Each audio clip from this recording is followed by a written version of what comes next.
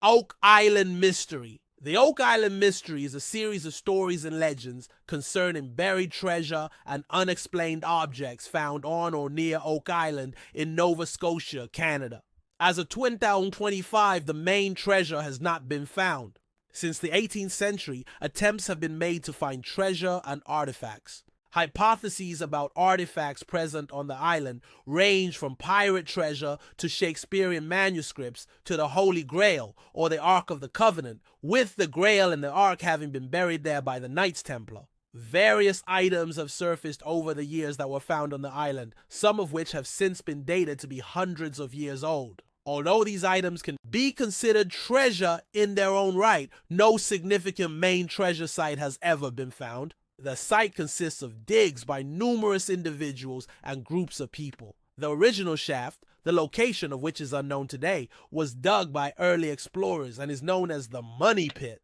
A curse on the treasure is said to have originated more than a century ago, and states that 7 men will die in the search for the treasure before it is found. History early accounts, 1790s, 1857. Very little verified information is known about early treasure-related activities on Oak Island. Thus, the following accounts are word-of-mouth stories reportedly going back to the late 18th century.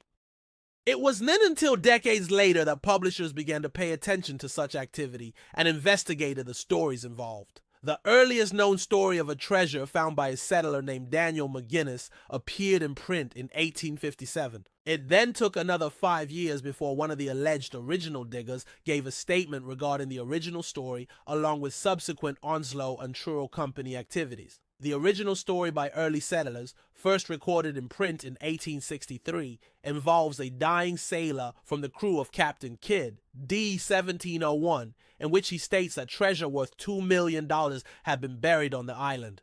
According to the most widely held discovery story, Daniel McGinnis found a depression in the ground around 1799 while he was looking for a location for a farm. McGinnis, who believed that the depression was consistent with the Captain Kidd story, sought help with digging, with the assistance of 2 men identified only as John Smith and Anthony Vaughn. He excavated the depression and discovered a layer of flagstones 2 feet, 161 centimeters below. According to later accounts, oak platforms were discovered every 10 feet, 3.0 mem. However, the earliest accounts simply mention marks of some type at these intervals. The accounts also mention tool marks or pick scrapes on the walls of the pit. The earth was noticeably loose, not as hard packed as the surrounding soil. Is consistent with the first involving the logs found, but ends with all 4 individuals giving up after digging as much as they could. In about 1802, a group known as the Onslow Company allegedly sailed from central Nova Scotia to Oak Island to recover what they believed to be hidden treasure. They continued the excavation down to about 90 feet, 27 meters, with layers of logs or marks found about every 10 feet, 3.0 mm, and also discovered layers of charcoal, putty, and coconut fiber, along with a large stone inscribed with symbols. The diggers then faced a dilemma when the pit flooded with 60 feet, 18 feet of water for unknown reasons. The alleged excavation was eventually abandoned after workers attempted to recover the treasure from below by digging a tunnel from a second shaft that also flooded. The last major company of the unpublished era was called the Truro Company, which was allegedly formed in 1849 by investors. The pit was re-excavated back down to the 86-foot, 26 meters level, but ended up flooding again. It was then decided to drill 5 boreholes using a pod auger into the original shaft. The auger passed through a spruce platform at 98 feet, 30 meters, then hit layers of oak, something described as metal in pieces, another spruce layer, and clay for 7 feet, 2.1 meters. This platform was hit twice. Each time metal was brought to the surface, along with various other items such as wood and coconut fiber. Another shaft was then dug 109 feet, 33 meters deep northwest of the original shaft, and a tunnel was again branched off in an attempt to intersect the treasure. Once again, though, seawater flooded this new shaft. Workers then assumed that the water was connected to the sea because the now flooded new pit rose and fell with each tide cycle. The Truro Company shifted its resources to excavating a nearby cove known as Smith's Cove, where they found a flood tunnel system. Now, when efforts failed to shut off the flood system, one final shaft was dug 118 feet, 36 meters deep with the branched off tunnel going under the original shaft. Sometime during the excavation of this new shaft, the bottom of the original shaft collapsed. It was later speculated that the treasure had fallen through the new shaft into a deep void, causing the new shaft to flood as well. The Truro Company then ran out of funds and was dissolved sometime in 1851. The first published account took place in 1857, when the Liverpool Transcript mentioned a group digging for Captain Kidd's treasure on Oak Island. Well, this would be followed by a more complete account by a justice of the peace in Chester, Nova Scotia in 1861, which was also published in the Transcript under the title of The Oak Island Folly, regarding the contemporary skepticism of there being any treasure. However, the first published account of what had taken place on the island did not appear until October 16, 1862, when Anthony Vaughan's memories were recorded by the Transcript for posterity. Activities regarding the Onslow and Truro companies were also included that mentioned the mysterious stone and the Truro-owned auger hitting wooden platforms, along with the metal in pieces. The accounts based on the Liverpool Transcript articles also ran in the Nova Scotian, the British colonist, and is mentioned in an 1895 book called A History of Lunenburg County. I'm sure it's CTN in the early excavations, 1851 to 1898. The next major excavation attempt was carried out in 1861 by a company called the Oak Island Association. The original pit was re-excavated to a depth of 88 feet, 27 meters, and 2 more shafts were dug. The first one missed its intended target of an alleged flood tunnel, while the other intersected the original shaft via a branched-off tunnel at around 105 feet and 32 meters deep. Both of these shafts were filled with water when an alleged flood tunnel was again breached. At one point, one of the platforms placed in the original shaft at 98 feet, 30 meters collapsed and dropped to a lower level. The effect caused the next 2 platforms to drop as well, with any treasure now resting some 119 feet, 36 meters below ground, along with an estimated 10,000 board feet, 24 meters of lumber. The first of 6 accidental deaths during excavations occurred during the fall of 1861 when a pump engine boiler burst. The explosion was first mentioned in an 1863 novel titled Rambles Among the Blue Noses, while mention of a death came 5 years later. Then another shaft was dug in the spring of 1862, one which was 107 feet, 33 meters deep. This new shaft was parallel to and connected with the original shaft. It was used to pump water out of the original shaft to a depth of 103 feet, 31 diameters. Although the pumps could not keep up with the floodwater, tools that had been used by the Onslow and Truro companies were recovered. The Oak Island Association also did some work at Smith's Cove by drilling a few shafts in an attempt to shut off and seal the alleged flood tunnels. All of these attempts were failures in the end, due to the tide which eventually broke through barriers that were put in place. One final attempt was made in 1864 to intersect the Money Pit, resulting in alleged flood tunnels again being breached. By this time, salt water was undermining the walls of the original shaft, which some workers refused to enter. The original shaft was inspected by mining engineers who declared it unsafe, and the company abandoned their efforts when their money ran out.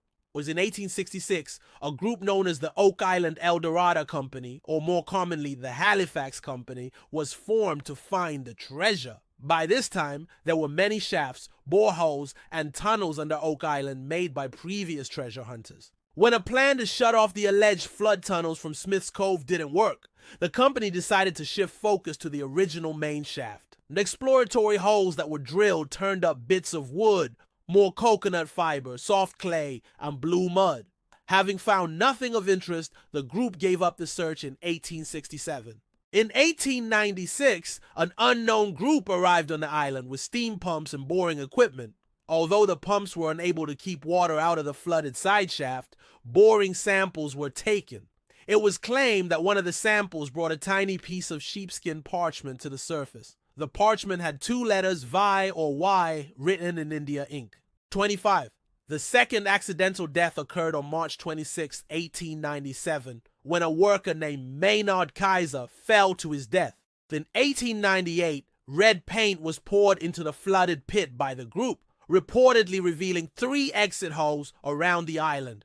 The Old Gold Salvage Group, 1909. Captain Henry L. Bowden arrived on Oak Island in August 1909 representing the Old Gold Salvage Group, one of whose members was Franklin D. Roosevelt. By this time, the area now known as the Money Pit was cleared out to 113 feet or 34 mm, and divers were sent down to investigate. Although multiple borings were taken in and around the pit, none of the cores revealed anything of interest. Bowden also examined Smith's Cove, where drain tunnels and a ring bolt in a rock had reportedly been seen. Although the group found the remains of an 1850 cofferdam, no evidence of anything else was found. Bowden later examined the stone cipher in Halifax and found it a basalt rock with no symbols. He was doubtful that symbols could have worn off the rock given its hardness. The group left the island in November 1909. William Chappell and Gilbert Hedden, 1928-1939. In 1928, a New York newspaper published a feature story about Oak Island. Gilbert Hedden, an operator of a steel fabricating company, saw the 1928 article and was fascinated by the engineering problems involved in recovering the reported treasure. Hedden made 6 trips to Oak Island and collected books and articles about the island. He went to England to consult Harold T. Wilkins, author of Captain Kidd and his Skeleton Island, about a link he found between Oak Island and a map in Wilkins' book. After Chappell's excavations, Hedden began digging in the summer of 1935, after he purchased the southeastern end of the island. In 1939, he informed King George VI about developments on the island. Further excavations were made in 1935 and 1936, none of which were successful. Ristall family and Robert Dunfield, 1959-1966. Robert Restall, his 18-year-old son, and work partner Carla Gracer came to Oak Island in 1959 after signing a contract with one of the property owners. In 1965, they tried to seal what was thought to be a storm drain in Smith's Cove. That year, Robert Dunfield leased portions of the island. Dunfield dug the pit area to a depth of 134 feet, 41 mm, and a width of 100 feet, 30 mm, by using a 70-ton digging crane with a clam bucket. Transportation of the crane to the island required the construction of a causeway, which still exists, from the western end of the island to Crandall's Point on the mainland 200 meters away. Dunfield's lease ended in August 1966. Triton Alliance, 1967 to 1990s. In January 1967, Daniel C. Blankenship, David Tobias, Robert Dunfield, and Fred Nolan formed a syndicate for exploration on Oak Island. 2 years later, Blankenship and Tobias formed Triton Alliance after purchasing most of the island. Several former landowners, including Mel Chappell, became shareholders in Triton. Triton workers excavated a 235 feet, 72 meter shaft, known as Borehole 10X, and supported by a steel caisson to bedrock in 1971. According to Blankenship and Tobias, cameras lowered down the shaft into a cave recorded possible chests, human remains, wooden cribbing and tools. However, the images were unclear and none of the claims have been independently confirmed. The shaft later collapsed and the excavation was again abandoned. The shaft was later redug to 181 feet, 55 meters, reaching bedrock, but work was halted due to lack of funds and the collapse of the partnership. Divers sent to the bottom of Borehole 10X in 2016 found no artifacts. The island was the subject of an episode of In Search Of, which was first broadcast on January 18, 1979. In 1983, Triton Alliance sued Frederick Nolan over the ownership of 7 lots on the island and its causeway access. 2 years later, Nolan's ownership of the lots was confirmed, but he was ordered to pay damages for interfering with Triton's tourist business. On appeal, Triton lost again in 1989, and Nolan's damages were reduced. During the 1990s, further exploration stalled because of legal battles between the Triton partners and a lack of financing. In 2005, a portion of the island was for sale for $7 million. Although the Oak Island Tourism Society had hoped that the government of Canada would purchase the island, a group of American drillers did so instead.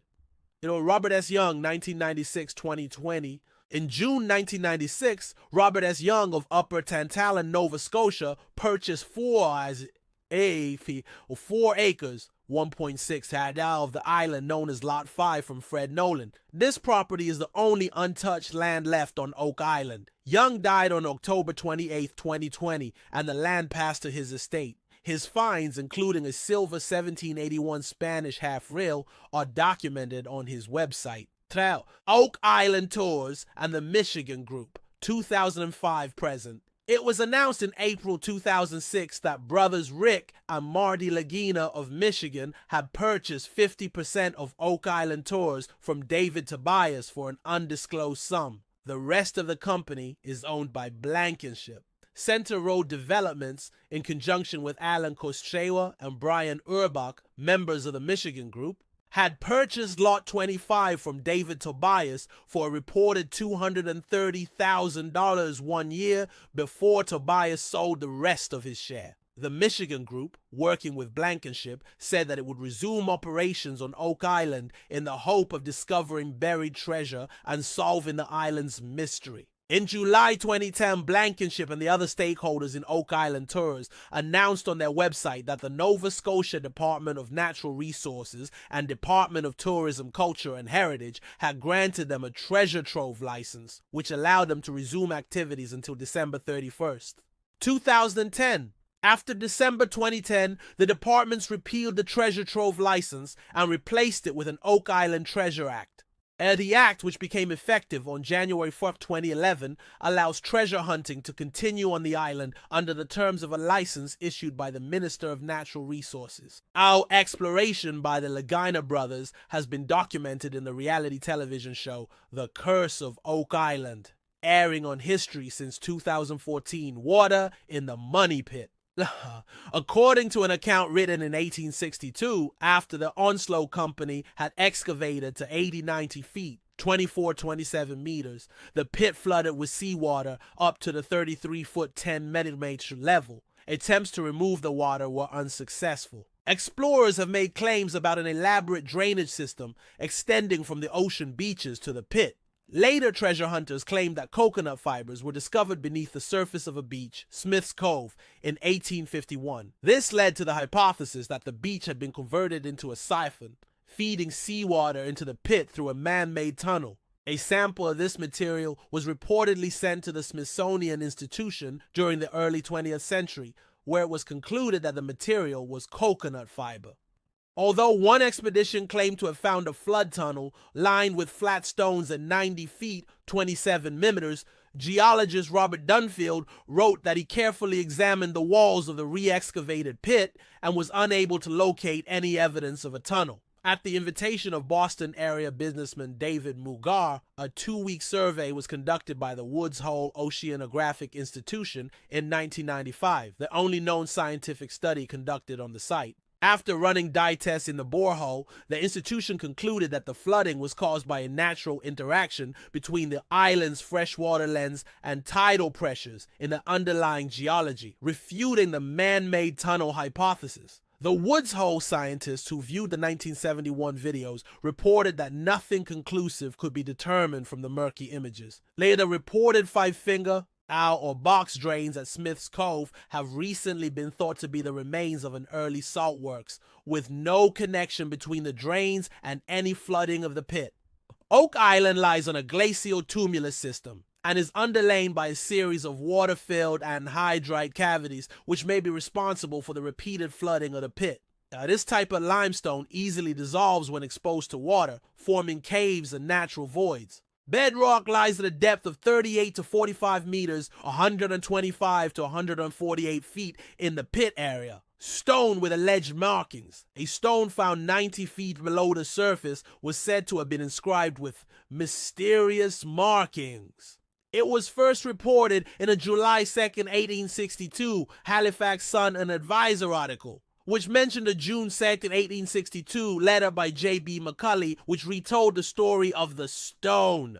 If 40 offering a second-hand description of its discovery during the early 1800s excavation, Macaulay wrote, "Some layers were charcoal, some putty, and one at 80 feet was a stone-cut square, 2 feet long and about a foot thick, with several characters cut on it." In an 1863 newspaper article, the stone was said to have been built into the chimney of an old house near the pit. Another article, a year later, claimed that the stone was held by the Smith family. On January 2nd, 1864, Historical Society of Nova Scotia Secretary John Hunter Duvar contacted treasure hunter George Cook. In a January 27th letter to Hunter Duvar, Cook claimed that Smith built the stone into his chimney in 1824 and said that he was shown the stone by Smith in the chimney around 1850 when there were some crudely cut letters, figures, or characters upon it. I cannot recollect which, but they appear as if they had been scraped out by a blunt instrument,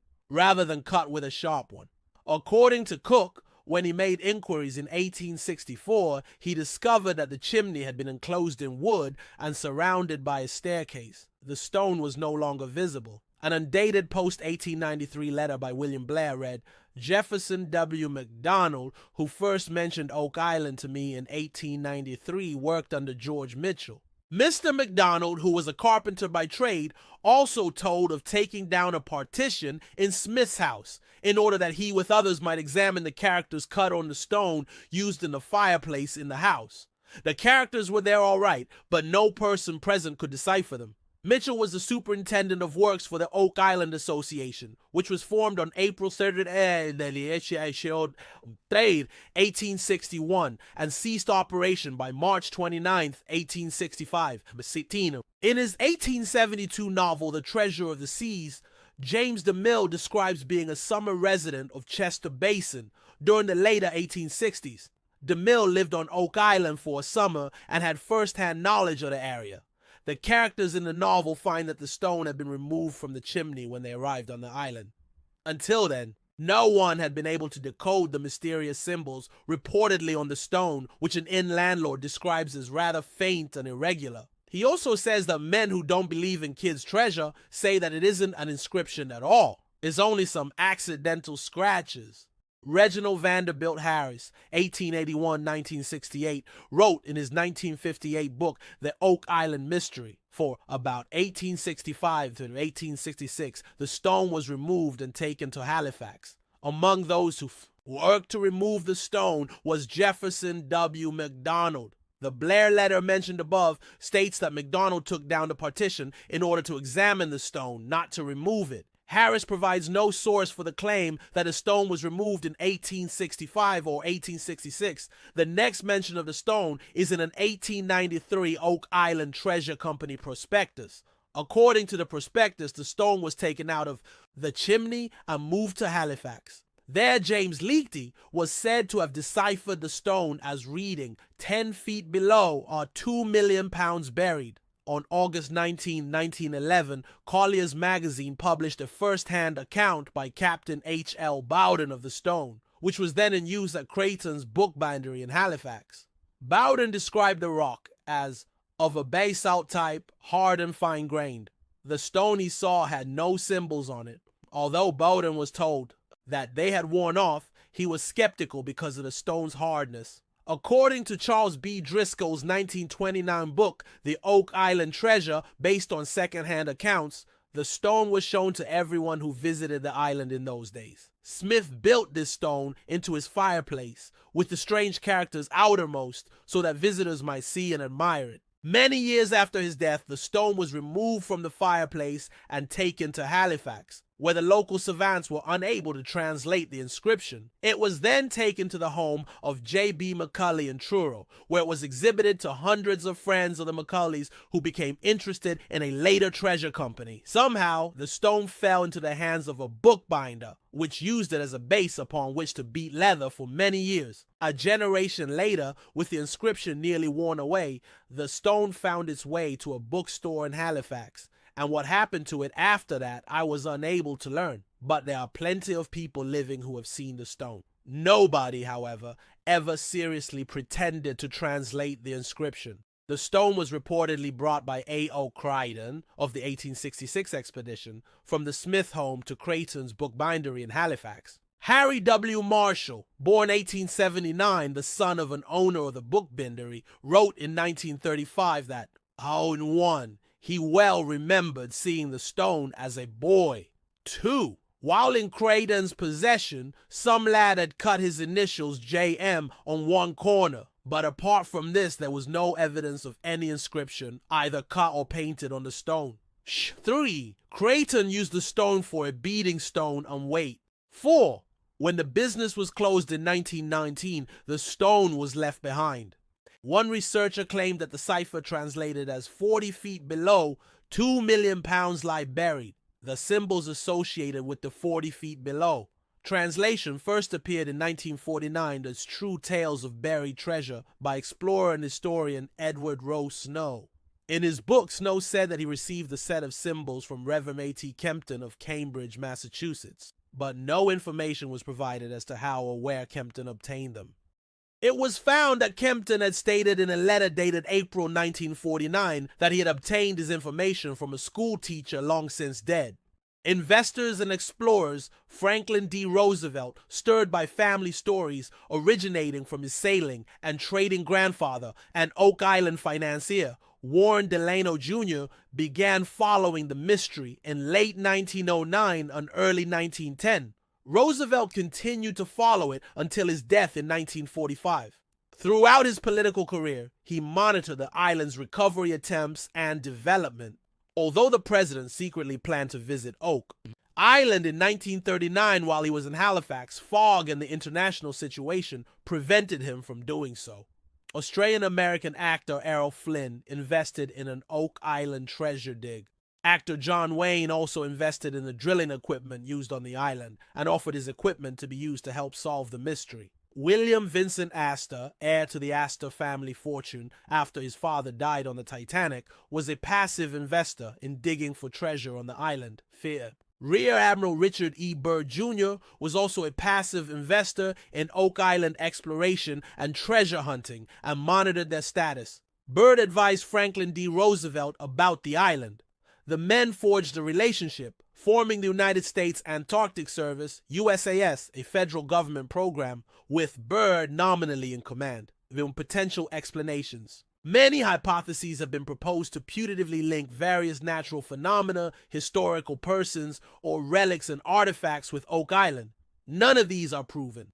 Natural sinkholes. Wide-ranging speculation exists about how the pit was formed and what it might contain. According to Joe Nickel, there is no treasure. The pit is a natural phenomenon, probably a sinkhole connected to limestone passages or caverns. Suggestions that the pit is a natural phenomenon, an accumulated debris in a sinkhole or geological fault. Its resemblance to a human-made pit has been suggested as partly due to the texture of natural accumulated debris in sinkholes. This filling would be softer than the surrounding ground and give the impression that it had been dug up before. The platforms of rotten logs have been attributed to trees damaged by blowdowns, derechos, or wildfires, periodically falling or washing into the hollow. Another pit similar to the early description of the Money Pit was discovered in the area in 1949 when workmen were digging a well on the shore of Mahone Bay. At a point where the earth was soft, at about 2 feet down, a layer of fieldstone was struck. Then logs of spruce and oak were unearthed at irregular intervals, and some of the wood was charred. The immediate suspicion was that another money pit had been found. Industrial works. Author Joy Steele suggests that the Money Pit is actually a tar kiln dating to the historical period when Oak Island served as a tar-making location as part of the British naval stores industry. Additionally, as noted above, Falgrave water in the Money Pit, another proposal suggests that the site is consistent with an illicit historical salt works of the era. Treasure trove. According to the earliest hypothesis, the pit held a pirate treasure buried by Captain Shun Kidd, and Henry Avery reportedly took treasure together, and Oak Island was their community bank. Another pirate story involved Edward Teach Blackbeard. who said that he buried his treasure where none but Satan and myself can find it.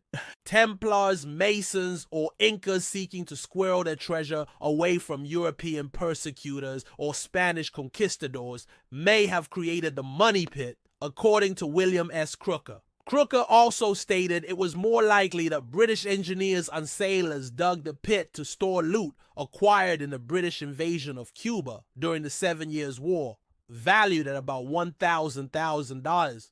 Other possible explanations include the pit being dug by Spanish sailors to hold treasure from a wrecked galleon or by British troops stationed there during the American Revolution. John Godwin wrote that given the apparent size and complexity of the pit, it was probably dug by French army engineers hiding the treasury of the fortress of Louisbourg after British forces captured the fortress during the 7 Years' War. Masonic and religious artifacts. In his book, Oak Island Secrets, Mark Finnan noted that many Masonic markings were found on Oak Island, and the shaft or pit and its mysterious contents seem to replicate aspects of a Masonic initiation rite involving a hidden vault with a sacred treasure. Joe Nickel identifies parallels between Oak Island accounts, the secret vault allegory in York Rite Freemasonry, and the Chase Vault on Barbados. Freemason Dennis King examines the Masonic aspects of the Oak Island legend in his article, The Oak Island Legend, The Masonic Angle. Stephen Soares speculated that the pit could have been dug by exiled Knights Templar and might be the final resting place of the Holy Grail or the Ark of the Covenant.